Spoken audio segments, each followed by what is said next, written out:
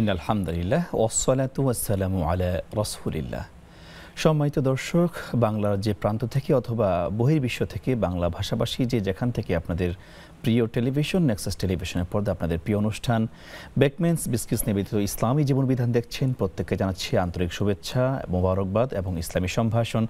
আসসালামু আলাইকুম ওয়া রাহমাতুল্লাহি ওয়া বারাকাতুহু। আশা করছি আপনারা সকলে ভালো আছেন, সুস্থ আছেন। সম্মানিত দর্শক, আপনারা প্রতিনিয়ত এই অনুষ্ঠানে দেখে থাকেন, নির্ধারিত একটি বিষয়ের উপর আমরা আলোকপাত করে থাকি। তার পাশাপাশি আপনাদের উত্থাপিত প্রশ্ন নিয়ে আমরা আলোকপাত করে থাকি, আপনাদের জিজ্ঞাসা নিয়ে আমরা জবাব দিয়ে থাকি।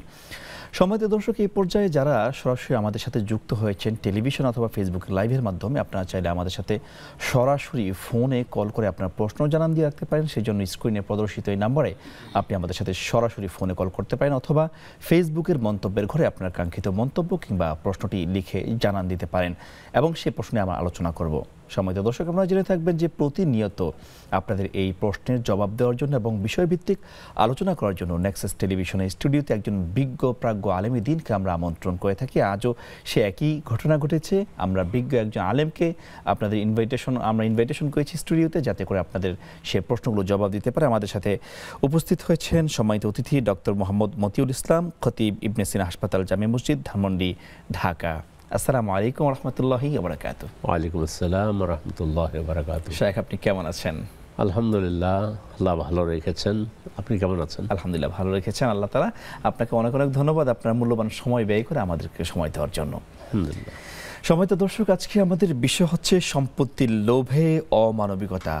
যদি প্রশ্ন করা হয় মানুষের সবচাইতে নিরাপদ জায়গা কোনটি, উত্তরে আসবে বাবা মায়ের আশ্রয়স্থল। বাবা মায়ের কাছে একজন মানুষ সবচাইতে নিরাপদ।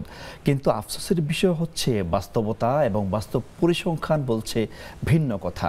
বর্তমানে কিছু কিছু বাবা মায়ের এমন আচরণ, মনে হচ্ছে যেন বাবা মায়ের আশ্রয়গুলো এখন অবিশ্বাসের জায়গায় পরিণত হয়েছে।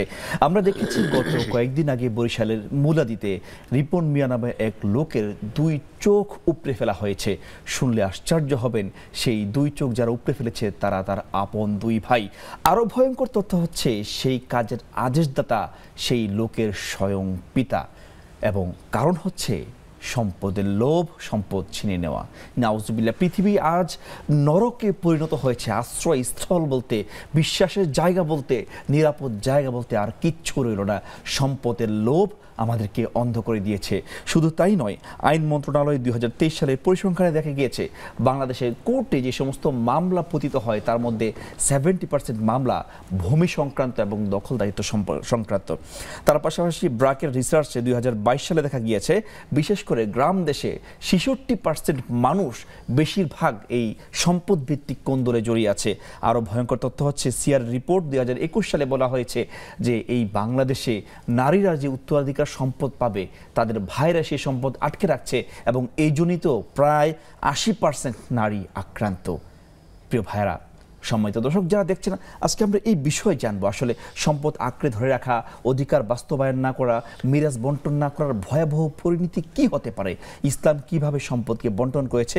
সেই জন্য আমরা সরাসরি আজকে আমাদের অতিথি ডক্টর মোহাম্মদ মতিউল ইসলাম স্যারের কাছে চলে যাব। স্যারের কাছে প্রথমেই জানতে চাই, ইসলামে যে সম্পত্তির বন্টন, সুষম বন্টন, এই ব্যাপারে ইসলাম কি বলে?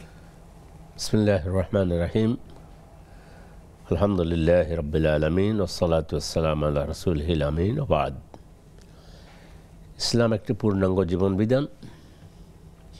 আপনি যেখানে নক করবেন সেখানে ইসলাম পৃথিবীর সবচেয়ে সুন্দর সমাধানটা ইসলাম দিয়ে দিয়েছে।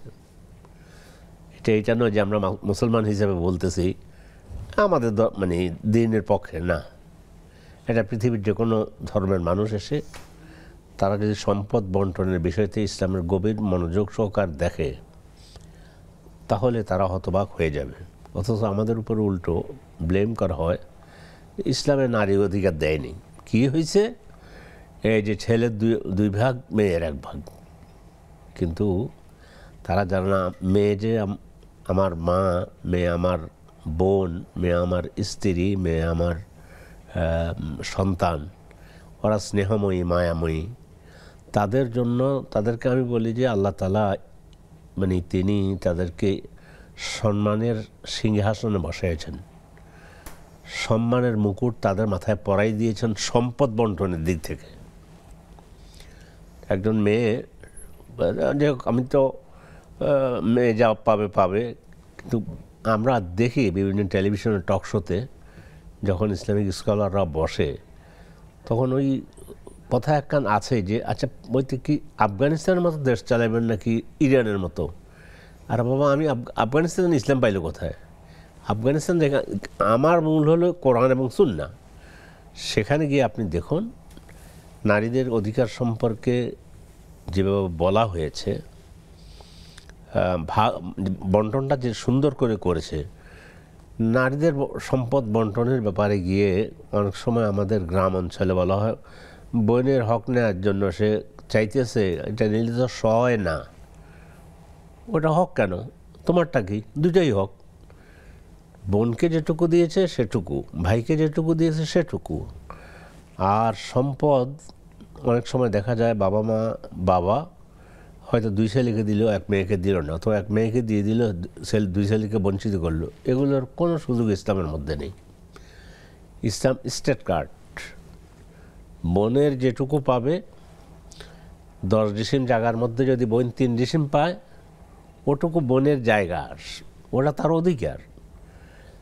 সব কিছু মিলে আপনি যেভাবে আলহামদুলিল্লাহ উপস্থাপনা শুরু করেছিলেন যে সম্পদ নিয়ে আজকাল যা হচ্ছে, সম্পদের জন্য যে কাহিনী বললেন বরিশাল মুরাদি থানার বোধহয়, এইভাবে তো আমরা যেমন মিটফোর্ডের একটা ঘটনা দেখলাম, 2 ব্যবসায়ী অথবা একদল আরেকজনকে রাস্তার উপরে বড় পাথর দিয়ে থেতলে মেরে ফেলেছে সম্পদের জন্য।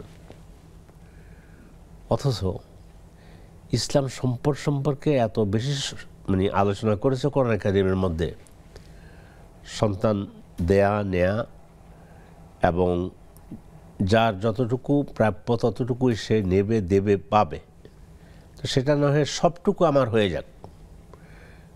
পাশে আমার এখানে যেটা আছে প্লট, সাথের প্লটটা যোগ করতে পারলে আমার ছেলে মেয়েদের জন্য, আমার জন্য একটু ভালো হবে। তাতে যে আছে গরিব টরিব বা সাধারণ লোক মোটামুটি টাকা ধাক্কা মাক্কা দিয়ে নিয়ে যেতে পারবো। নো, একটা আলোচনা, একজন শেখের আলোচনা শুনছি, যা কোরআন হাদিস না, বলছেন ইউসিবু ইবনে আদম ইনদা মাউতিহি বিমাসিবাতাইন। আদম সন্তান মৃত্যুর সময় 2 মুসিবতের সম্মুখীন হয়। ইয়াতরুকু মালাহু কুল্লাহু, এ যা জোর জবরদস্তি করে, হারামভাবে অন্যায়ভাবে অন্যকে হত্যা করে, মানে দেশ ও জাতির সাথে প্রতারণা করে, দেশের ব্যাংক খালি করে যত কোটি হাজার হাজার কোটি টাকা নিয়েছে, এখনও তাদের মনে হচ্ছে যেন বোধ হয় তাদের নেয়াটা শেষ হয়নি, ক্ষুধা আরও অনেক রয়ে গিয়েছে। হ্যাঁ, আমাদের রাসূল বলছেও যে আদম সন্তানের মানে পেট মাটি ছাড়া কিছু ভর্তি করতে পারে না। মাটি অর্থাৎ কবর দিলে তখন মাটি পেটের ভিতরে গিয়ে ওই যে হাত্তার জুরতুল মাকাবির, মাকাবির, তো মাটি ছাড়া কিছু ওদের ওই মানে স্বাদ মিটাইতে পারবে না। তো যেটা বলছিলেন খুবই দুঃখজনক।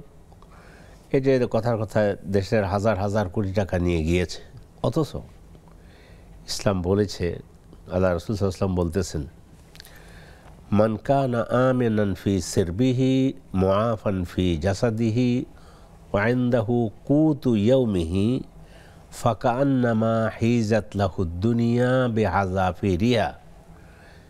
যে ব্যক্তি যেখানে বাস করতেছে নিরাপদে, মান কানা আমিনান ফি সিরবিহি, তার ঘরে সে যেখানে বাস করে এটা নিরাপদ। এই নিরাপত্তা নেই বললেই চলে। এর আগে তো আরও অবস্থা আরও কঠিন ছিল। মুআফান ফি জাসাদিহি, শরীরটা সুস্থ। ওয়াইন্দাহু কুতু ইয়াউমিহি, একদিনের খাবার আছে শুধু ঘরে। রাসূল বলতেছেন ফাকা আন্নামা হিজাত লাহু দুনিয়া বিহাযাফিরিহা, যেমনকি গোটা পৃথিবীর সমস্ত সম্পদ আল্লাহ তাকে দিয়েছেন। সুবহানাল্লাহ। শেখ, চমৎকার কথা বলছেন। আমাদের সাথে একজন দর্শক যুক্ত হয়েছে, তার প্রশ্নটা নিয়ে আপনার কাছে ফিরছি ইনশাআল্লাহ। আসসালামু আলাইকুম ওয়া রাহমাতুল্লাহ। ওয়া আলাইকুম আসসালাম ওয়া রাহমাতুল্লাহি ওয়া বারাকাতুহু। হুজুর, আমি পাবনা সুজানগর থেকে আব্দুল জব্বার বলছিলাম। ভালো আছেন দুজনে? জি আলহামদুলিল্লাহ ভালো আছি। আব্দুল জব্বার ভাই, প্রশ্নটি করুন। প্রথম বিষয় হলো সম্পত্তির বিষয়ে যে কথা বলতেছেন। জি। আমার বাবা মা যখন বৃদ্ধ উপনীত হন, আমার 2 ভাই পাবনা চিকিৎসার কথা, পাবনা শহরে নিজের চিকিৎসার কথা বলে জি 14 বিঘা জমি রেজিস্ট্রি করি নাই। জি আমি এটা অসচ্ছল ছিলেন, তারা দুইজনে কিন্তু সচ্ছল ছিল। জি এখন বাপ মা যখন বাড়ি আসলো, প্রাকৃতিক কারণে আমি তাদের সাথে খারাপ আচরণ করেছিলাম। কিন্তু আমার মা যখন মানে অসুস্থ হাসপাতালে ভর্তি হলো, আমার মাথা সেপ্টে বলেছিল আল্লাহ তো এমনি ভালো চালাবে, আমরা তো বুঝতে পারিনি এত জমি নিতে, তা ঝগড়া করো না। এই যে মা আমার আশীর্বাদ করে গেল, আর আমি কিন্তু ওই জমি দেওয়ার কারণে মা বাবার সাথে জি এখন আল্লাহ তো সবই জানে, গোপন রেখে তো লাভ নাই। প্রতিদিন মা বাবার কবরে যা কাঁদি, আইসো কাঁদি গেছি। আমি যে মা বাবার সাথে বিয়ে করলাম, আর মা যে মরার আগে আমাকে মাথা সাক্ষী দোয়া করে গেল, তাই কিন্তু আমাকে সান্ত্বনা শরীর কিছু করে দেয়। জি আর 2 নম্বর প্রশ্ন হচ্ছে, প্রথম প্রশ্নটা একটু ক্লিয়ার করেন, আপনি কি আপনার সম্পত্তি বুঝে পেয়েছেন? একবারে ডাইরেক্ট বলতেছে 12ই রবিউল আওয়াল মাসে এই নবী জন্মগ্রহণ করছেন, এটা ভিত্তিহীন। তো আমরা ছোটবেলা থেকে বই পড়ছি 570 খ্রিস্টাব্দে 12ই রবিউল আওয়াল। জি ভাইজান, প্রশ্নটি একদম সংক্ষেপে করবেন, আর অনেক লাইনে এই আছে তো। বিষয়ে সাহেব বলবেন। জি 3 নম্বর, জি জি বলুন বলুন। 3 নম্বর প্রশ্নটা শেষ করছি। আল্লাহ তাআলা না হাদিসে আসছে ইন্না ফিল জান্নাতি তামানিয়াতু আবওয়াব, জান্নাতের 8টা দরজা, এটা স্পেশাল মিনহা বাবুল ইসলাম আর রাইয়ান। আর একটা কালকে মা বাবার মর্যাদার বিষয়ে হুজুর বললেন যে একটা জান্নাতে একটা দরজার নাম হচ্ছে মা, একটা বাবা, একটা উম্মুকা, একটা বাবার কি বললেন। আসলে এটা কতটুকু সত্য সাহেব, অবশ্যই ভালো মানুষ জি জানাবেন। আসসালামু আলাইকুম ওয়া রাহমাতুল্লাহ। ওয়ালাইকুম আসসালাম রহমতুল্লাহ। আমাদের সাথে থাকুন, আমাদের সাথে আরো একজন দর্শক যুক্ত হয়েছেন। আসসালামু আলাইকুম রহমতুল্লাহ বারাকাতুহু। আসসালামু আলাইকুম। ওয়ালাইকুম সালাম ওয়া রাহমাতুল্লাহি ওয়া বারাকাতুহু।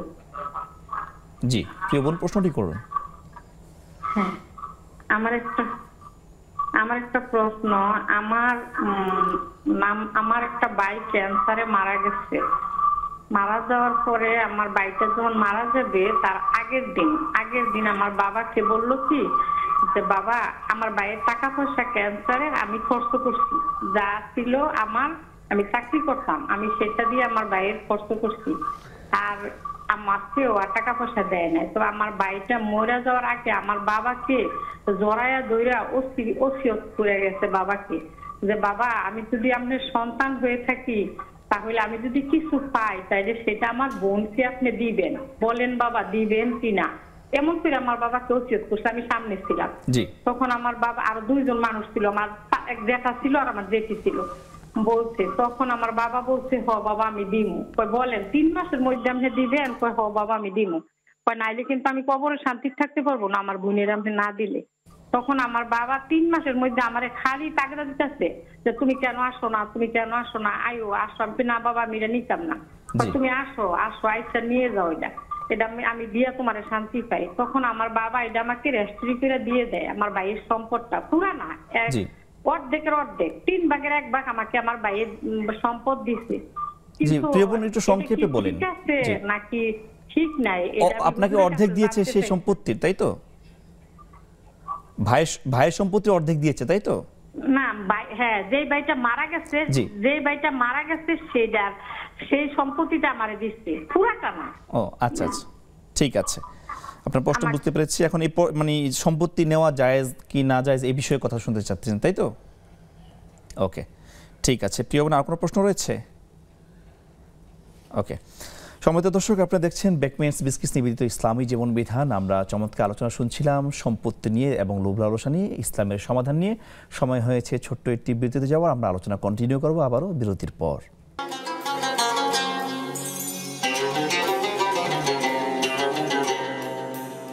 আসসালামু আলাইকুম রহমতুল্লাহি বারাকাতুহু। সম্মানিত দর্শক, আপনাদেরকে আবারও স্বাগত জানাচ্ছি বেকমেন্স বিস্কিটস নিবেদিত ইসলামী জীবন বিধান অনুষ্ঠানে। আমরা চমৎকারভাবে শেখে আলোচনা শুনছিলাম। শেখ চমৎকারভাবে আলোচনা করছিলেন যে আসলে হাদিসের দৃষ্টিতে কারা ধনী, যে ব্যক্তির অল্প সম্পদ রয়েছে সেও পৃথিবীর সবচেয়ে বড় ধনী। চমৎকার একটি হাদিস পেশ করছিলেন। আপনার আলোচনা আসলে মানে তন্ময় হয়ে শুনতে ইচ্ছা করে, সেখান থেকে যদি আবার একটু বলতেন। হ্যাঁ, বলছিলাম যে রাসূল বলছেন যে ব্যক্তির কাছে মান কানা আমিনান ফি সিরবিহি, বাসায় ঘরে আছে, বাসায় আছে নিরাপদ, শান্তিতে ঘুমাচ্ছে, মুআফান ফি জাসাদিহি, শরীরটা ভালো আছে, রোগমুক্ত, ওয়াইন্দাহু কুতু ইয়াউমিহি, তার একদিনের খাবার আছে আর কি ঘরে, এটা যে আগামীকালকের খাবার ঘরে আছে, ও ব্যক্তি এত সুখী যে গোটা পৃথিবী যেন তাকে দান করা হলো। সুবহানাল্লাহ। তো এই যে অল্পতে তুষ্ট থাকা, আলী রাদিয়াল্লাহু তাআলা আনহুকে তাকওয়ার একটা কাকে বলে যখন জিজ্ঞাসা করা হয়েছে, তো তিনি বলেছেন তাকওয়া হুয়া আল খাউফু মিনাল জালিল ওয়াল কানাআতু বিল কালিল, অল্পতে সন্তুষ্ট থাকতে পারা। যত দর্শক আছেন প্রত্যেকের কাছে অনুরোধ করব, সম্পদ হালাল ওয়েতে পাওয়ার জন্য চেষ্টা করতে ইসলাম নিষেধ করে না, কিন্তু যেটুকু পেয়েছেন এটার উপর আপনি সন্তুষ্ট থাকেন। যদি সন্তুষ্ট থাকতে পারেন এটা আল্লাহ বিরাট নেয়ামত হবে আপনার জন্য। তো এই সন্তুষ্টি না থাকার কারণে আমার আরও চাই আরও চাই আরও চাই, এই জন্য তখন আর মানুষ হিতাহিত জ্ঞান শূন্য না, ঠিকমতো এসে মানুষের কোনখান দিয়ে ইয়ে করলে কাকে মানলে কোন দিক থেকে কীভাবে আমার এত এত এত এত হবে, মাত্রাধিক চাহিদার কারণে জুলুম করে ফেলে। জুলুম করে মানে কি গোটা দেশ জাতিকে বিক্রি করে দিতে পারে। তো এই জন্য বলবো যে আসলে শেষ পর্যন্ত যা একটা কথা বললাম, ইবনে আদম মৃত্যুর সময় দুটা সমস্যার সম্মুখীন হয়। ইয়াত্রুকু আল মালু কুল্লাহু, তার সমস্ত সম্পদ রেখে যায়, কাপড়ের কোনো পকেট নেই। এটা না যে ঠিক আছে যাওয়ার সময় কিছু নিতে পারবে, কিন্তু যেটা রেখে গেছে সেটা অন্যের জন্য রেখে গেছে, ছেলের জন্য, মেয়ের জন্য, অন্য যা রয়ে গেল, নিজের জন্য কিছু। ওয়ায়ুস আলওয়ান মালিহি কুল্লিহি, কিন্তু এই সব সম্পদের হিসাব তাকে দিতে হবে কিয়ামতের ময়দানে। সম্পদ জমা করলো, সবটাই রেখে গেল অন্যের জন্য, ভোগ করতে পারলো না, আর সম্পদ কিয়ামতের দিন গিয়ে পুরোপুরি পুঙ্খানুপুঙ্খ রূপে তাকে জবাব দিতে হবে আল্লাহর কাছে এই সম্পদ সম্পর্কে। অথচ যারা ভোগ করবে তারা এটার কোনো জবাব নেই, তাদের জবাবদিহিতা তাদের করতে হবে না। আসলে এটা অত্যন্ত জীবন পরিবর্তনমুখী একটা কথা বলেছেন। আমাদের সাথে এই মুহূর্তে আরেকজন দর্শক যুক্ত হয়েছেন। আসসালামু আলাইকুম ওয়া রাহমাতুল্লাহি ওয়া বারাকাতুহু। ওয়া আলাইকুম আসসালাম ওয়া রাহমাতুল্লাহি ওয়া বারাকাতুহু। জি হুজুর, আমার দুইটা প্রশ্ন ছিল। জি বলুন, সংক্ষেপে বলবেন। জি, আমার প্রথম প্রশ্নটা ছিল যে জায়নামাজ আছে না, জায়নামাজ কি পাড়ালে কোনো গুনাহ হয়? অনেক সময় বাচ্চারা পাড়া দিয়ে দেয় বা ধরেন কাপড় কাচ দিয়ে পাড়া লেগে যায়, এক্ষেত্রে কি কোনো গুনাহ হবে? আর আমার 2 নাম্বার প্রশ্নটা ছিল যে অনেক সময় পশ্চিম দিকে পা দিলে গুনাহ হয় বা কেবলার দিকে পা দিলে গুনাহ হয়, এমন কি কোনো কিছু গুনাহ হয়, মানে কেবলার দিকে পা দিয়ে ঘুমালে? ওকে, আর কোনো প্রশ্ন আছে প্রিয় বোন? না। ওকে, ধন্যবাদ আপনার প্রশ্নের জন্য। আমাদের সাথে থাকুন, আপনার প্রশ্ন উত্তর পেয়ে যাবেন ইনশাআল্লাহ। শেখ অত্যন্ত চমৎকার আলোচনা করছেন। আমরা একটু প্রশ্ন উত্তরগুলি কমিয়ে নিচ্ছি। অনেকে প্রশ্ন করেছেন, এক ভাই প্রশ্ন করেছেন যে তার মা যখন অসুস্থ ছিল তখন তার 2 ভাই সচ্ছল ছিল, কিন্তু তারপরেও তারা মানে চিকিৎসার নাম বলে জমিগুলো বিক্রি করে নিয়েছে। এতে করে আমার যে ভুক্তভোগী ভাই তিনি খুব কষ্ট পেয়েছেন এবং বাবা মার সাথে কিঞ্চিত খারাপ ব্যবহার করেছেন। এখন মা যখন মারা যাবে তার আগে দিয়ে তাকে মাথায় হাত দিয়ে তার জন্য দোয়া করে গেছে, আশীর্বাদ করে গেছে। এখন তিনি খুবই অনুতপ্ত, এই যে মায়ের সাথে বাবার সাথে বা কিঞ্চিত বেয়াদবি হয়েছে, এটার জন্য মানে আসলে বাবা মা তাকে মাইন্ড করলো কিনা অথবা আল্লাহ তার উপর রেগে আছে কিনা, কি করণীয়? এই প্রশ্নের 2-3টা পার্ট। 1 নম্বর হলো বাবা মাকে 2 ভাই নিয়ে চিকিৎসার জন্য জমি রেজিস্ট্রি করে নিয়ে গেছে, এটা দুর্ভাগ্যজনক ব্যাপার, হারাম। বাবা মারও দেয়াটা হারাম ছিল। বাবা মার সন্তান না, ঠিক আছে 5 জন সন্তান, 1 চুল পরিমাণ ইয়ে করে নাই, ঠিক মতো সবাইকে দিয়েছে। নো, এই অধিকার বাবা মার নেই।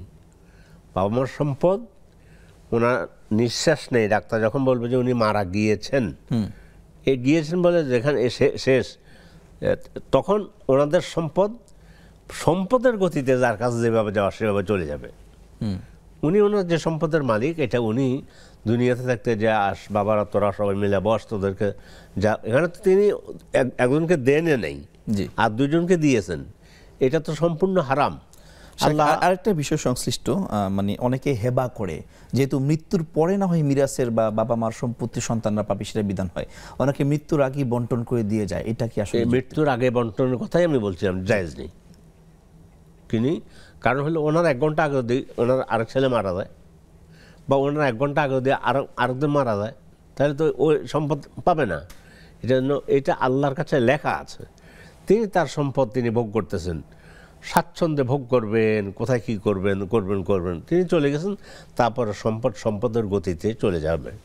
তো সর্বপ্রথম আমরা ওনার মাধ্যমে অন্যান্য মুরব্বীদেরকে বলি যে মানে আপনি আপনার সম্পদ এভাবে দিয়ে জাহান্নামটা মানে কথা যে দেওয়াটা ঠিক হয়নি, সম্পূর্ণ আরাম কাজ করেছে। এখন ভাইয়ের প্রশ্ন হলো, ভালো মানুষ আলহামদুলিল্লাহ, তারপরে যে আন্তরিকতা হয়তো একটু এভাবে দিল কেন, সেই জন্য আব্বা আমাকে রাগ করেছেন, দরকার ছিল না আর কি।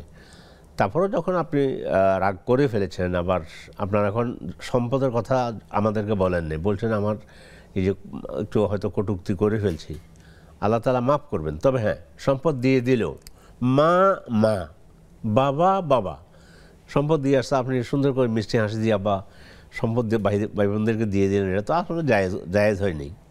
এটা হলো বলে দিলেন, কিন্তু মা হিসাবে তার সেবা, বাবা হিসাবে সেবা এটা পাবে।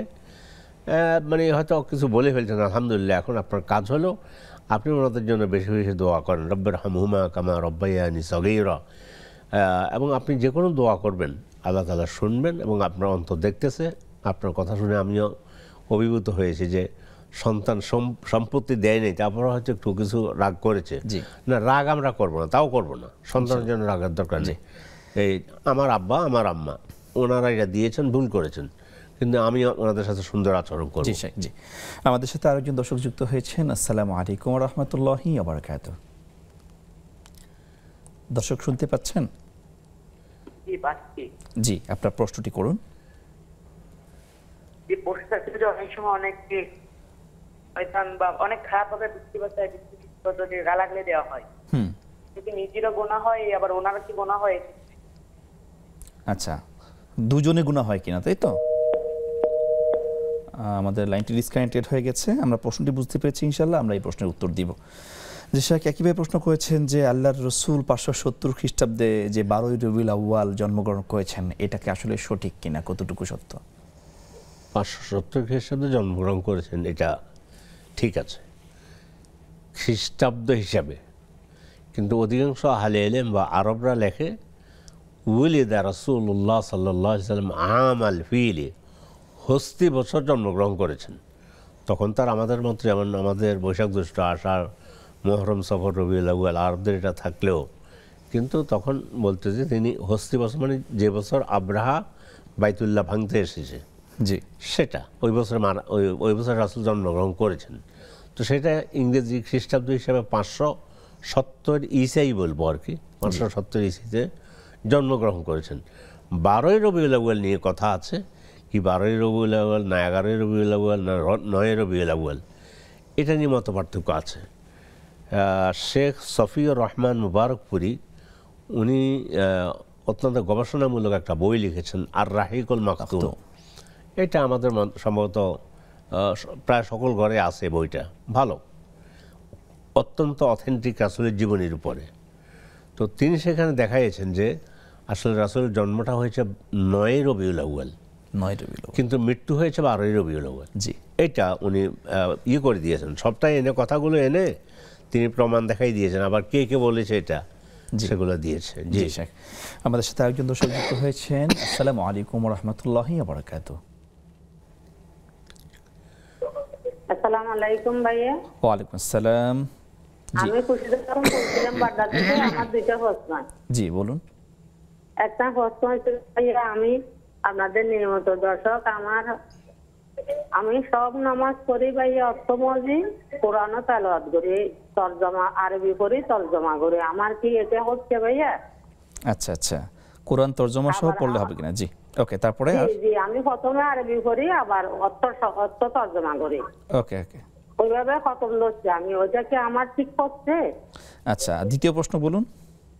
আর একটা প্রশ্ন হচ্ছে যে ভাইয়া, আমার হাজবেন্ড মারা গেছে যে 5 মাস, এখন 5 মাস চলতেছে। জি, এখন কি তার চেহারাটা যদি আমার মনে মনে বাসে, তাহলে কি আমার গুনাহ হবে ভাইয়া? আচ্ছা আচ্ছা, ঠিক আছে, আপনার প্রশ্ন বুঝতে পেরেছি প্রিয় বোন। আমাদের সাথেই থাকুন, আপনার উত্তর পেয়ে যাবেন ইনশাআল্লাহ। শেখ আমাদের একই ভাই প্রশ্ন করেছেন যে আমাদের এই অনুষ্ঠানে বলেছে বাবা হচ্ছে একটা জান্নাতের মতো, মা হচ্ছে একটা জান্নাতের মতো, এই কথাটা কি আদৌ সঠিক কিনা? না, শব্দ এইভাবে না, বলছে যে হাদিসে যেটা বলা হয়েছে যে জান্নাত জাহান্নাম তোমার মা বাবার মাঝে মাঝে অর্থাৎ পিতামাতাকে সন্তুষ্ট করে তুমি যদি মৃত্যুবরণ করো তাহলে ইনশাআল্লাহ তুমি জান্নাত পেয়ে ধন্য হবে। আর এক হাদিসে বলছে আল জান্নাত তাহতা আকতামিল উম্মাহাত, সেটা মায়ের জন্য স্পেশাল। আরেকটা বর্ণনায় আল্লাহ রাসূল বলছে যে মায়েদের পায়ের নিচে হলো সন্তানের জান্নাত। এর অর্থ হচ্ছে পিতামাতার প্রতি সদয় হওয়া, তাদের খেদমত করা। কিন্তু ভাইজান কোন একটা প্রোগ্রামে, আমি তো বলতে পারি না, ইনি বোধহয় আমাকে প্রশ্ন করেছেন যে জান্নাতের 8টা দরজা, একটার নাম হলো পিতার নামে, আরেকটার নামে মায়ের নাম, এইটা না? জি হ্যাঁ, এটা বলেছিলাম। তো আর ওটা তো বলছি রাইয়ান নামক জান্নাতের যে গেট, সেটা রোজাদারদের জন্য স্পেশাল, সেই গেট দিয়ে আল্লাহ তাআলা ঢুকাবেন, এটাই বলছি। বুঝতে পেরেছি। আমাদের সাথে আরেকজন দর্শক যুক্ত হয়েছেন। আসসালামু আলাইকুম ওয়া রাহমাতুল্লাহি ওয়া বারাকাতুহু। জি হুজুর, আসসালামু আলাইকুম হুজুর। ওয়ালাইকুম আসসালাম। জি প্রিয় ভাই, প্রশ্নটি করুন। মাসুম কুমিল্লা ধর্মপুর থেকে। জি দুটি প্রশ্ন হুজুর। প্রথম প্রশ্নটি কোরআন থেকে সূরা বাকারা আয়াত নম্বর 216। সূরা বাকারা আয়াত নম্বর 216, তোমরা যেটা পছন্দ করো সেটা হয়তো তোমাদের জন্য ভালো না, আর যেটা পছন্দ করো না সেটা হয়তো তোমাদের জন্য ভালো। তোমরা তা জানো না, আল্লাহ ভালো জানেন। তোমরা তা জানো না, আল্লাহ ভালো জানেন। তোমরা যেটাকে পছন্দ করো, এর মানে কি? এই আয়াতটিতে কোরআন কি বলতেছে? সূরা বাকারা 216 নম্বর আয়াতে। জি আর দ্বিতীয় প্রশ্নটি হলো যে মানুষ অনেক সময় কয় আল্লাহ আমাকে একটা BMW গাড়ি দাও, একটা বাড়ি দাও, কিন্তু অনেক সময় পায় না, দোয়া কবুল হয় না। এর কারণটা কি বলবেন? আসসালামু আলাইকুম। আচ্ছা, ওয়ালাইকুম আসসালাম। প্রিয় দর্শক, আমাদের সাথে থাকুন। সম্মানিত দর্শক, আপনারা দেখছেন বেকমিন্স বিস্কিটস নিবেদিত ইসলামী জীবন বিধান। সময় হয়েছে ছোট্ট একটি বিরতিতে যাওয়ার। আপনাদের সাথে আবারও কথা হচ্ছে বিরতির পর।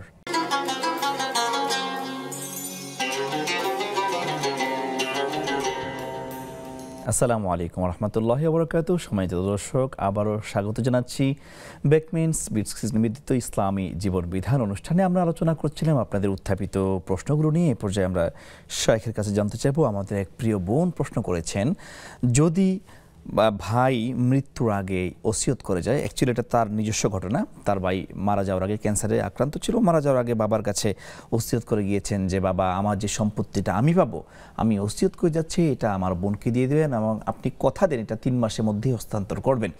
এবং পরবর্তীতে তার বাবা, মানে ওই ভাই মারা যাওয়ার পরে তাকে বারবার কল করে ডেকে এনে সম্পত্তির অর্ধেকের মতো তাকে হস্তান্তর করেছে। এখন এই বিষয়ে ইসলাম কি বলে? যদি এটা হয় যে আমি বেঁচে থাকলে আপনার নিকট যে সম্পদ পেতাম, আমি তো এখন মরে যাচ্ছি ক্যান্সারের রোগী, যদি এমন হয়, বাবার সম্পদ বাবার, জি, কিন্তু উনি ওসিয়ত করতেছে যে আমি থাকলে আমার যে অংশটা সেটা আমার বোনকে দেবেন। বোনের ক্লেম হচ্ছে তাকে 3 ভাগের 1 ভাগ দেওয়া হয়েছে। আচ্ছা ঠিক আছে, আগে আসি। জি, উনি তো সম্পদের মালিক হচ্ছেন না, যেহেতু বাবা বেঁচে আছে। বাবা বেঁচে আছেন, এই জন্য ওনার এই ওসিয়তটাই প্রথম ঠিক হয়নি, যদি এটা হয়। আর যদি ওনার সম্পদ হয়, কথার কথায় ধরলাম ভাইয়ের সম্পদ রেখে যাচ্ছে, তাহলে বলতে পারেন যে এখান থেকে তাও তো দেখতে হবে যে ভাই মারা যাওয়ার সময় যদি বোন ওয়ারিস হয় ভাইয়ের সম্পদের, তাহলে ওয়ারিসের জন্য ওসিয়ত করা যায় না। ওসিয়ত করা যায় সেটা হচ্ছে বেওয়ারিস যারা ওয়ারিস হবে না। জি, এখানে বিশাল একটা বিষয়, এই যে বলে যে মানে বাবার সামনে ছেলে মরে গেছে, ছেলে রেখে গেছে, মানে নাতি রেখে গেছে, জি, ওই নাতিকে দিতে পারবে, কিন্তু যদি নাতিকে দিতে পারবে, ইচ্ছা সেটা দাদার দিলেও সেটা 1/3 দিতে পারবে। এখন বোন যেটা বলেছেন অথবা আমাদের আপু যেটা বলেছেন, যদি এটা এমন হয় যে বাবার সম্পদ আছে, বাবার সামনে উনি মরে গেছেন বাবার আগে, তো উনি এই সম্পদের মালিক হচ্ছেন না। তো মালিক না হলে, এই জন্যই বলছি যে এই যে সম্পদের গতিতে চলে যাবে যার কাছে যাবার। এখন উনি মরে গেছে, মারা গিয়েছেন, আল্লাহ ওনাকে জান্নাত নসিব করুন, প্রথম ওসিয়তটাই ঠিক হয়নি। তো সেই হিসাবে বাবা আবার এভাবে দিয়েছেন, এখন তো দিয়ে ফেলেছেন, কিন্তু আসলে ওসিয়ত ঠিক হয়নি। জি, তো এখন দোয়া করেন, ভাইয়ের জন্য দোয়া করেন, বাবার জন্য দোয়া করেন, আর ওই তো যা হওয়ার তো হয়ে গেছে। আমাদের সাথে আরেকজন দর্শক যুক্ত হয়েছেন। আসসালামু আলাইকুম ওয়া রাহমাতুল্লাহি ওয়া বারাকাতুহু। জি, প্রিয় বোন, প্রশ্নটি করুন। আমার দুটো প্রশ্নের উত্তর ছিল।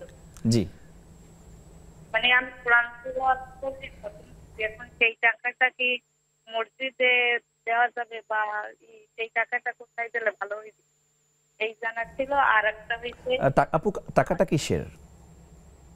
মানে বকশিশ। ও আচ্ছা আচ্ছা, কোরআন তেলাওয়াত করবেন, দোয়া করানোর জন্য মসজিদে টাকা দেওয়া যাবে কিনা? ওকে, মানে আমি এই করাইতে চাইছিলাম। হ্যাঁ বুঝতে পেরেছি। দ্বিতীয় প্রশ্ন করুন। আর দ্বিতীয় প্রশ্ন হচ্ছে শুক্রবার একটা দুরূদ শরীফ আছে, আল্লাহুম্মা নাবিয়্যি ওয়ালি তাকদিমে, এই যে দোয়াটা পড়লে 80 বছরের কোনো মাপ হয় এবং 80 বছরের বেশি হয়, এই যে গেল। বোন আপনার কথাগুলো একদম অস্পষ্ট আসতেছে, বুঝতে কষ্ট হচ্ছে। যেটুকু বুঝতে পেরেছি ইনশাআল্লাহ মানে শুক্রবার, জি জি, শুক্রবার আসর নামাজের পর একটি দুরূদ শরীফ আছে, আল্লাহুম্মা সাল্লি আলা মুহাম্মাদিন নাবিয়্যিন জি তাসলিমা, এই দুরূদটি যদি পাঠ করে তাহলে 80 বছরের গুনাহ মাফ হয় এবং 80 বছরের নেকি পাওয়া যায়। ওকে, বুঝতে পেরেছি আপনার প্রশ্ন। জি, আর কোনো প্রশ্ন আছে? নেই। শেখ, আমাদের আরো একটি প্রশ্ন, সেটা হচ্ছে ফেসবুকে আমাদের এক ভাই প্রশ্ন করেছেন তার মায়ের পক্ষ থেকে, যে অমুসলিম ডাক্তারের কাছে মহিলা ডাক্তার তার রোগ সম্পর্কে মানে ভিজিট করতে পারবে কিনা? সর্বপ্রথম দেখবেন মুসলিম ডাক্তার আছে কিনা। যদি মুসলিম ডাক্তার থাকেন তাহলে মুসলিম ডাক্তারের কাছে যাবেন, মুসলিম ডাক্তারকে প্রাধান্য দিবেন। আর যদি মুসলিম ডাক্তার না থাকে এবং এই ব্যাপারে উনি স্পেশালিস্ট এই ডাক্তার, তাহলে রোগী হিসাবে আপনি যাওয়াতে অসুবিধা নেই, যেতে পারবেন ইনশাআল্লাহ। জি, একই ভাইয়ের এক প্রশ্ন, যে কিছু কিছু জায়গায় আমরা কোরআন রাখি পড়ার পরে উঁচু জায়গায়, তো সেই দিকে আসলে বিছানাটা অনেক সময় দেখা যায় আমার সামনে একটা উঁচু কিছু আছে, ওটাতে কোরআন রেখেছি, এখন আমি শোয়ার পরে আমার পাটা ঠিক ওই দিকে চলে যাচ্ছে, এখন এই দিকে পা দিয়ে শোয়া যাবে কিনা? এটা হলো মানে শিষ্টাচারের ব্যাপার। উপরের আমার এই তালায় কোরআন আছে, আমি উপরের তালায় থাকি, নিচে কোরআন, তো এগুলো আসলে ওইভাবে কোনো কিছু নয় আল্লাহ রহমতে। এগুলো আমাদের কোনো অন্যায়ের মধ্যে পড়বে না। এমনি কিন্তু সরাসরি আপনি এখানে রেখে কোরআন শরীফের দিকে পাটা দিয়ে দিলেন, এইভাবে হলে এটা একটা দৃষ্টিকটুও মনে হয় আর শিষ্টাচারের খেলা। এটা হচ্ছে মনস্তাত্ত্বিক বিষয়, যে আমার অন্তরে তো বেয়াদবির কোনো খেয়াল নেই, খেয়াল নেই, আল্লাহ রহমতে এগুলো কিছু হবে। জি, আরেক বোনের প্রশ্ন হচ্ছে, ঘরে যে অনেক সময় জায়নামাজ রাখি, বিশেষ করে আমার যেটা ধারণা যে জায়নামাজে অনেক সময় কাবা বা মদিনার ছবি থাকে, বাচ্চারা অনেক সময় নামাজ এটা পাড়া দেয়, অনিচ্ছাকৃতভাবে আমরাও পাড়া দিয়ে ফেলি, আসলে এতে করে কোনো গুনাহ হবে না? আল্লাহ রহমত কোনো গুনাহ হবে না, এটা মানুষ তৈরি করেছে, অসতর্ক ছবি দিয়েছে, এটা গুনাহ হবে না। জি হ্যাঁ, একই বোন আরেকটা প্রশ্ন, প্রায় সেম প্রশ্ন, ক্যাবলার দিকে পা দিয়ে ঘুমালে গুনাহ হবে কিনা? গুনাহ হবে না। তুই ওইটা আবারও বলে দিচ্ছি, শিষ্টাচার বলতে ক্যাবলার দিকে শুধু লা তাস্তাকবিলুল কিবলাতা ওয়া লা তাস্তাদবিরুহা, সহিহ হাদিসের মধ্যে যেটা এসেছে, ওয়াশরুমে গেলে টয়লেট করাটা ক্যাবলামুখী হয়েও করবে না, ক্যাবলাকে পিছন দিকে থেকেও করবে না, এইটা বলা হয়েছে। কিন্তু এটার বাইরে ওলামায়ে কেরাম বলছে যে যেটা বলেছে রাসূল এটা হবে না, কিন্তু ক্যাবলার দিকে পা দিয়ে ঘুমাসি গেল, তাতে করে গুনাহ হবে না ইনশাআল্লাহ। জি, আমাদের সাথে আরেকজন দর্শক যুক্ত হয়েছেন। আসসালামু আলাইকুম ওয়া রাহমাতুল্লাহি ওয়া বারাকাতুহু। দর্শক শুনতে পাচ্ছেন? সম্ভবত উনি ডিসকানেক্টেড হয়ে গিয়েছেন। আমাদের সাথে যে আরও কয়েকটা প্রশ্ন এসেছে, সেটা হচ্ছে, এক ভাই বলেছেন যে যিনি গালি দেন এবং যিনি গালি শ্রবণ করেন উভয় কি গুনাহগার হবেন কিনা? কেন, যাকে দিচ্ছে গালি, যতক্ষণ সে গালি দিচ্ছে, বরং যে ভাই শুনতে আছে আর কি, শুনছে, ওই সময় ফেরেশতা তার পক্ষ থেকে প্রোটেকশন করতে। এখানে আমার কাছে প্রশ্নটা যেমন মনে হয়, আপনি যেটা গেস করছেন ওইটাও ঠিক আছে। এখন আমরা দেখি গ্রামে যখন একজন আরেকজনের সাথে ঝগড়া লাগে, গালাগালি করে, দুইজন গালাগালি করতেছে কিন্তু মাশাআল্লাহ আরো 10 জন দাঁড়া দাঁড়া গালি শুনতেছে। আচ্ছা, এই বিষয়টা যদি এটা হয় তাহলে বলবো যে না, এই তখন 10 জনের কাজ হলো এসে 2 জনের মধ্যে মীমাংসা করে দেয়া। ওয়াইন তাওয়াইফাতানি মিনাল মুমিনিনা ইকতাতালু, যদি এখানে কেতালের কথা বলা হয়েছে, তারপর 2 জন মুমিন ঝগড়া লেগেছে, আমরা দূর দাঁড়াই অবস্থান করে আর শুধু সেলফি উঠাই, এটা তো মুসলমানের কাজ না। সেখানে গিয়ে ভাই আপনাদের মধ্যে কী হয়েছে, চুপ থাকেন, একটু শান্ত হন, কথাটা শুনেন, ঠিক আছে একটা ঝগড়া হয়েছে, ঠিক আছে আমরা বসবো দেখবো, এইভাবে 2 জনের মধ্যে মিলমিট করে দিতে হবে। যদি উপভোগ করা যাবে না, উপভোগ করা ঠিক নয়। যে আমাদের আরেক বোন প্রশ্ন করেছেন যে তিনি নিয়মিতভাবে কোরআন শরীফ তেলাওয়াত করেন, মাঝে মাঝে তর্জমাও পড়ে এটাকে খতম করেন, বাংলা তর্জমা পড়ে খতম করেন, এটা কি উচিত কিনা? আল্লাহু আকবার, আলহামদুলিল্লাহ, এটাই তো দরকার, এটাই তো আল্লাহ বলেছেন। প্রথম বলছে মানে কোরআন তেলাওয়াত করার জন্য, আল্লাযীনা আতাইনাহুমুল কিতাবা ইয়াতলুনাহু হাক্কা তিলাওয়াতি, যাদেরকে কিতাব দিয়েছে, কোরআন দিয়েছে, এরা কোরআন তেলাওয়াত করার মতো তেলাওয়াত করে। তেলাওয়াত শব্দের আরেক অর্থ হচ্ছে অনুধাবন করা, মানে এটা কি মানে এটার অনুসরণ করা। আমাকে এখানে আল্লাহ কি বলতেছে, দলিল আল্লাহ তাআলা কোরআন কারীমে বলেছেন যে ওয়াশ-শামসি ওয়া দুহা ওয়াল কামারি ইযা তালাহা, একই শব্দ। তালা মানে চন্দ্র সূর্যকে অনুসরণ করে। সেই হিসাবে আমি কি পড়তেছি এটা জানলে তো আরও বেশি ভালো। আল্লাহ বলছেন আফালা ইয়াতাদাব্বারুনাল কোরআন, এরা কেউ কোরআন গবেষণা করে না, অধ্যয়ন করে না, পড়ে না, বুঝে না। ফলে আপনার পড়াটা তো আরও অনেক অনেক ভালো। সব বোনের নিকট, সব দর্শককে বলতেছি, কোরআন পড়ুন, কোরআন অধ্যয়ন করুন, কোরআন গবেষণা করুন, কোরআন নিয়ে চিন্তা ভাবনা করুন, অনুবাদ পড়ুন। যত পড়বেন আল্লাহর সাথে সম্পর্ক বাড়বে। খুব ভালো কাজ ওনার। আল্লাহ ওনাকে তৌফিক দান করেন, অন্য দর্শকদেরকে তৌফিক দান করেন। জি, আমাদের সাথে আরো একজন দর্শক যুক্ত হয়েছেন। আসসালামু আলাইকুম ওয়া রাহমাতুল্লাহি ওয়া বারাকাতুহু। ওয়া আলাইকুম আসসালাম ওয়া রাহমাতুল্লাহি ওয়া বারাকাতুহু। ভাই, খুলনা থেকে বলছি। আপনি একটু টেলিভিশন থেকে দূরে গিয়ে প্রশ্নটি করুন। আমি খুলনা থেকে শাহাদাত হোসেন বলছি, শেরে বাংলাদেশ। জি জি বলুন। আমার প্রশ্ন, আমার ছেলে ছোটবেলা থেকে তার আম্মু পেটে, মানে ছেলে হওয়ার আগে পেটে থাকতে নিয়ত করছিল তাকে হাফেজ মাওলানা মুফতি বানাবে। জি। কিন্তু তাকে মনে করেন ক্লাস 3 পর্যন্ত পড়ায়, মাদ্রাসায় দিতে, একবেলা করে হেফজখানায় পাঠাইতো, 2-3 পড়া হয়েছে, তারপরে তারা হেফজখানায় যায়নি, বুঝছেন। পরবর্তীতে ক্লাস 5-এ স্কুলে ভর্তি হয়েছে। স্কুল থেকে 5 শেষ করে আবার 6-তে আমার ওয়াইফের মা মারা যাওয়ার পর থেকে সে খুব কান্নাকাটি করে ছেলেকে হেফজখানায় দেবে। ছেলে সকালে বলে হেফজখানায় যাবো, বিকেলে বলে স্কুলে পড়বো। এমন অবস্থায় আমার কি করণীয় আছে? ছেলেও বড় হয়ে যাচ্ছে, ছেলের বয়স 14 বছর হয়েছে। জি, বুঝতে পেরেছি। আর কোনো প্রশ্ন আছে প্রিয় ভাই? ওকে, ধন্যবাদ, আপনার প্রশ্ন বুঝতে পেরেছি। আশা করি কিছুক্ষণের মধ্যে উত্তর পেয়ে যাবেন। সম্মানিত দর্শক, আপনারা দেখছেন বেকমেন্স বিসকিস নিবেদিত ইসলামী জীবন বিধান। সময় হয়েছে ছোট্ট একটি বিরতিতে যাওয়ার। আবারও দেখা হচ্ছে বিরতির পর।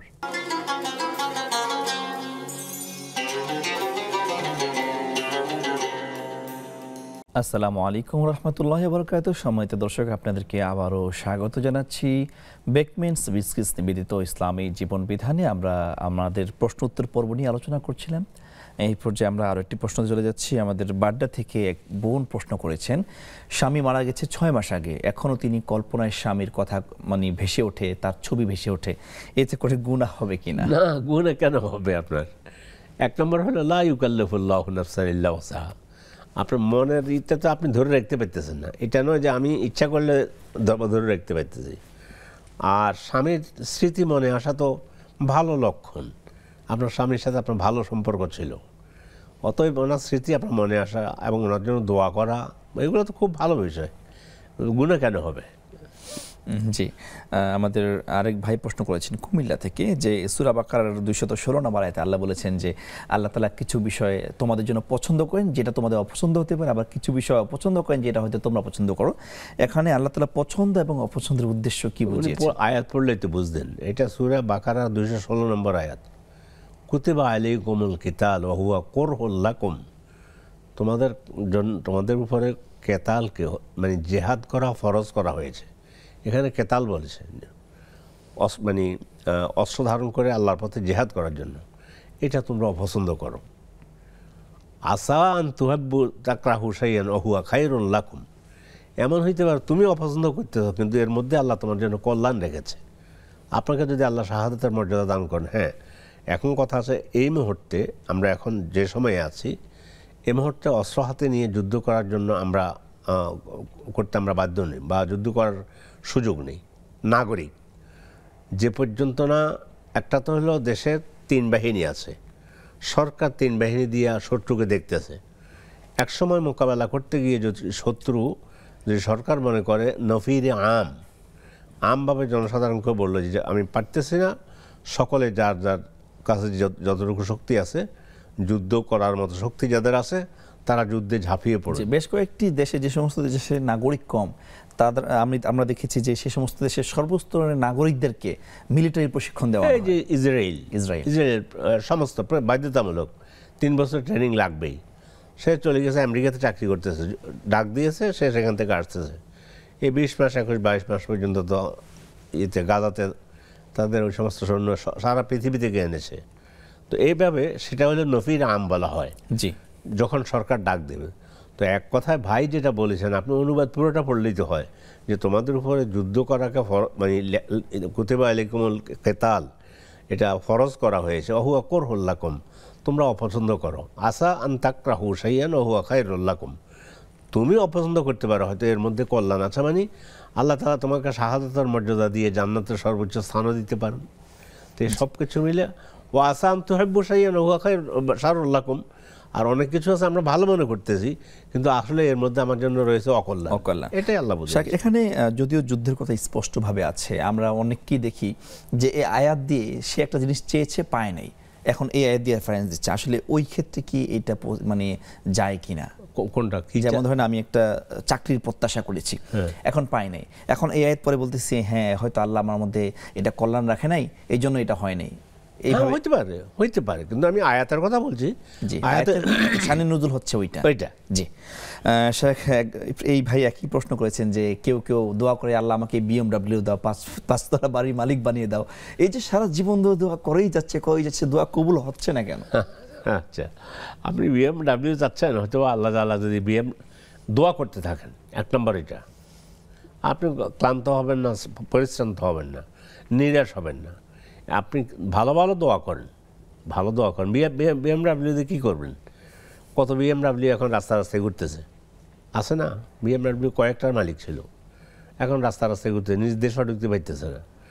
তো এক কথা হলো, আপনি আল্লাহর কাছে আপনি বলেন যে আমি দোয়া করি, কবুল হচ্ছে না, তাহলে উত্তর হলো 3টা। এক হলো হঠাৎ তাৎক্ষণিক আল্লাহ আপনাকে দিতে পারেন, 2 হলো আল্লাহ তাআলা আপনাকে এই দোয়ার মাধ্যমে অন্য বিপদ থেকে উদ্ধার করে দিতে পারেন, 3 নম্বর হলো এই দোয়ার মাধ্যমে আল্লাহ আপনার জান্নাতের পথ প্রশস্ত করে দেবেন। মানে দোয়া করলে আল্লাহ এত বেশি খুশি হন, ফলে আপনি নিরাশ হওয়ার কোনো কিছু নেই। যে যা দোয়া করতেছেন, ভালো দোয়াগুলো করুন, করার পরে আপনি পান নাই সুধারণা রাখুন আল্লাহ সম্পর্কে, যে হইতে পারে আল্লাহ আমাকে এটা না দিয়ে আর ভালো কিছু দিবে, এটা মানে করতে পারেন। আচ্ছা, আরেক বোন প্রশ্ন করেছেন, গ্রাম দেশে এটা খুবই প্রচলিত আছে যে খতম পড়ার পরে মসজিদের ইমাম সাহেব বা মাদ্রাসায় কিছু টাকা দিয়ে এটা বকশানো বলে আর কি। এখন এই টাকাটা উনি কি মসজিদে দিবেন? বকশা হইল ফার্সি শব্দ, মানে আপনি কোরআন পড়েছেন আপনি, আর আপনি টাকা দিতেছেন মসজিদের মুয়াজ্জিন বা হুজুরকে বা আমাদের মতো খতিবকে। কেন? আপনার সাথে কি আল্লাহর সম্পর্ক? আপনি আল্লাহকে বলেন, আল্লাহ আমি এই পড়েছি, এর সব আমার আব্বাকে দাও, আম্মাকে দাও, ভাইকে দাও, বোনকে দাও, স্বামীকে দাও, যা আছে আল্লাহ তুমি এই চাই তোমার কাছে, এটা না করবেন। আপনি আবার মসজিদে টাকা দেবেন, অন্যকে দিয়ে বকশানো, এই যে ভীতি আমাদের ভিতরে, যে পড়ছেন আপনি বকশাবেন আর হুজুর ছাড়া কবুল হবে না, না, এই যে এগুলো সম্পূর্ণ হলো স্বাভাবিক আমাদের সামাজিক শিষ্টাচার বহির্ভূত কাজ, এগুলো করা ঠিক না। জি, আপনি বকশাবেন, আপনি পড়ছেন, এটাই হলো উত্তম। আল্লাহ ইসলাম এটাই বলে। জি, একই বোন প্রশ্ন করছেন, শুক্রবারে বিশেষ একটি দুরুদ আছে যে দুরুদটি পাঠ করলে 80 বছরের গুনাহ মাফ হয়ে যায় এবং 80 বছর নফল ইবাদতের সওয়াব পাওয়া যায়, এরকম কোনো দুরুদ হাদিসে আছে কি? আমি এটা পাইনি। শুক্রবার দিন বেশি দোয়া করতে বলা হয়েছে, রাসূল সাল্লাল্লাহু আলাইহি ওয়াসাল্লামের উপর বেশি সালাত সালাম পাঠ করতে বলা হয়েছে, এটা হাদিস সহিহ। কিন্তু করলে পরে ফজিলত যেগুলো বলছেন, এগুলো কোনো সহিহ হাদিস আমি পাই, মানে কিছু বই পাওয়া যায় যেগুলো রেফারেন্স আসলে অথেন্টিক না পাওয়া যায়। জি। আরেক ভাইয়ের প্রশ্ন, তার ওয়াইফ যখন গর্ভবতী ছিল তখন তিনি নিয়ত করেছেন যদি আমার ছেলে সন্তান হয় তাকে আমি হাফেজ, মুফতি, মাওলানা বানাবো, কিন্তু সন্তান যখন জন্ম হয় তখন ছেলে ক্লাস 3 পর্যন্ত স্কুলে পড়ে, এরপর তাকে হিফজখানে দেওয়া হয়, এরপরে সেখানে সেই স্টেবল হতে পারে নাই। এক পর্যায়ে তার স্ত্রী মারা যায়, পরবর্তীতে ছেলে খুব কান্নাকাটি করে এবং তার নানিও খুব কান্নাকাটি করে এবং তারা রিয়েলাইজ করতেছে যে না, ছেলেকে আবার না পড়ার কারণে যে স্কুলে ভর্তি করেছে সেটা উচিত হয় না, আবারও হিফজখানায় পাঠাতে চাচ্ছে। এখন সন্তানকে হিফজখানায় পাঠানোর পরে সে মানে দুদুল্যমন অবস্থা, কোনোদিন যাচ্ছে তো যাচ্ছে না, এমন অবস্থায় সে বড় হয়ে যাচ্ছে। বাবার টেনশন হচ্ছে আমরা যে ছোটবেলায় নিয়ত করলাম সন্তানকে এরকম বানাবো, এখন সে তো লাইন বিচ্যুত হয়ে যাচ্ছে, এখন বাবার করণীয় কি? না, এই ধরনের নিয়ত ভালো, যে ছেলেটাকে দেখি আমরা ইনশাল্লাহ, নিয়ত এক কথা, মান্যতা আরেক কথা। যদি নিয়ত হয়ে থাকে অসুবিধা নেই। এখন ছেলে পড়তেছে না, চেষ্টা করতেছেন, তাহলে স্কুলে পড়তে দেন, চাপ সৃষ্টি করবেন না। সে যেখানে ভালো সেখানে দিতে পারেন। আপনি চাপ সৃষ্টি করবেন, শেষ পর্যন্ত তার লেখাপড়াই হবে না। এই আবার মান্যতা হলো ভিন্ন কথা। তো ওনারা বলছে ওনারা নিয়ত করেছিলেন, এখন চেষ্টা করছেন, হচ্ছে না, ঠিক আছে, তারপরে চাপ সৃষ্টি না করে তাকে যেটা ভালো লাগে সেখানে পড়ান, কিন্তু ইসলামের দিনই জ্ঞান যেন অর্জন করতে পারে। এখন শেখ আমাদের এখানে প্রচলন হচ্ছে আমরা যদি কোনো কিছু নিয়ত করি এটা করতেই হবে। এখন এই যে ভাই নিয়ত করেন, উনি ভাবতেছে যে আমাদের গ্রামে একটা কথা আছে, যদি নিয়ত ভঙ্গ করে তাহলে আলেমও হয় না, জালেমও হয় না, এরকম ধরনের কথা বলে। গ্রামীণ কথা। আসলে নিয়ত ভাঙলে কোনো গুনাহ হয় কি? না না, কিচ্ছু না। আপনি নিয়ত করেছেন একটা ভালো কাজের, করতে পারেন না, সেটা ভিন্ন কথা। এই জন্য আমি বলছি মান্যত না নিয়ত। মান্যতা নিয়তের মধ্যে পার্থক্য আছে।